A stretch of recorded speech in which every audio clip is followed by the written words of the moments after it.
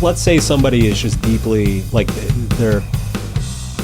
their career feels kind of pointless. Yeah. Their hobbies are frivolous. Like they feel a complete lack of meaning in their life. Yeah. They want to make a big change. They want to make a career change. Like what does that process look like? What questions should they be asking themselves? Yeah. So I'm actually writing a book right now called The Meaning of Your Life and How to Find It. So I've got a lot on my mind about this. And you know how a book works. So you're in the process of it's half done and which is like the process of death and dying. It's denial, rage, bargaining, acceptance, and so a lot of it's sort of disorganized and it's inchoate, but there's a lot that we know about this. To begin with, when people are feeling feeling at a loss, a need for greater significance in their life, a need for greater purpose and meaning in their life, but they really don't know what to do. There's a bunch of steps that actually are worth taking.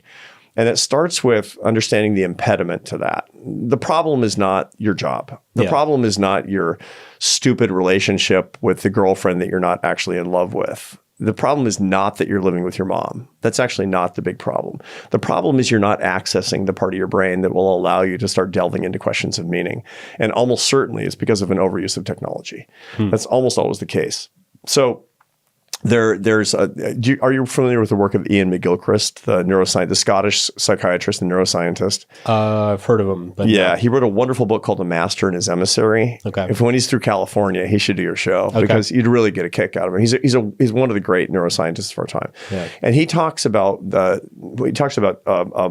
hemispheric lateralization of the brain, which is a fancy way of saying that the right and left hemispheres do different things. Right.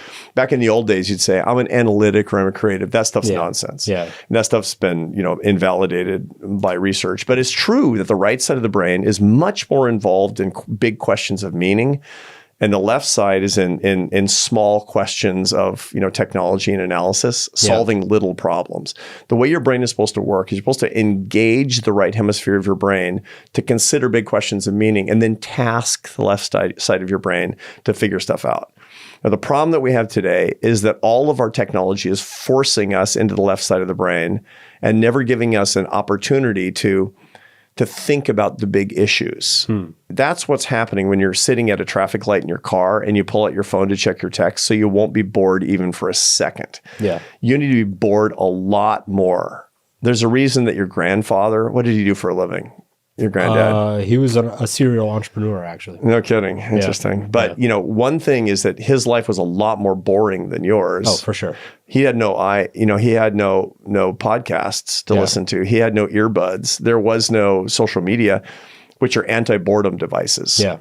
I'm glad there's podcasts. I'm glad that you and I get to have this conversation. Sure. But the truth of the matter is that if a lot of people would be bored right now doing some other thing like working out or walking or driving, and that would actually be really, really good for their brain. So the first thing that I recommend to people who have a sense of pointlessness in their life is not move to Ireland, right? Which some people will do. It's like, I need a big change. Yeah. Or break up with their beloved or just go quit their job. Is they need to start being bored more and more systematically.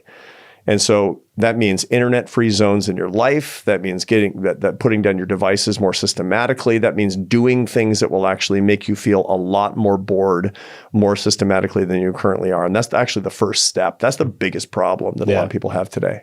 Interesting. Yeah, I think the left brain, right brain thing is really interesting. I hadn't thought about that before.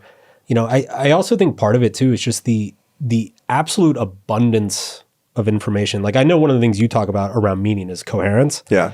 And it makes sense that if you just exponentially increase the amount of information that we're exposed to, the more difficult creating any sort of coherent narrative around our experiences becomes. It's just like everything starts to feel very vague and ambiguous and like here or there or uncertain. And that in and of itself can create kind of an existential crisis. Sure. And, the classic case of this is, I think I'm going to go learn something. I'm going to turn on YouTube and you spend half an hour or 45 minutes looking at shorts. Yeah.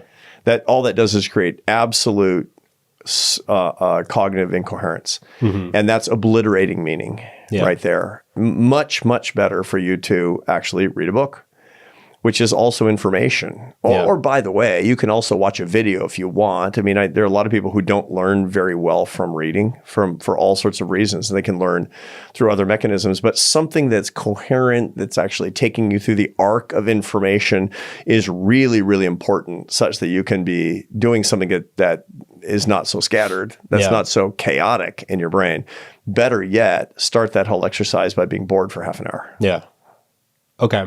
Turn everything off. Yeah. Everything off. You know, I recommend to my students, for example, that the first hour of the day is device free in every way.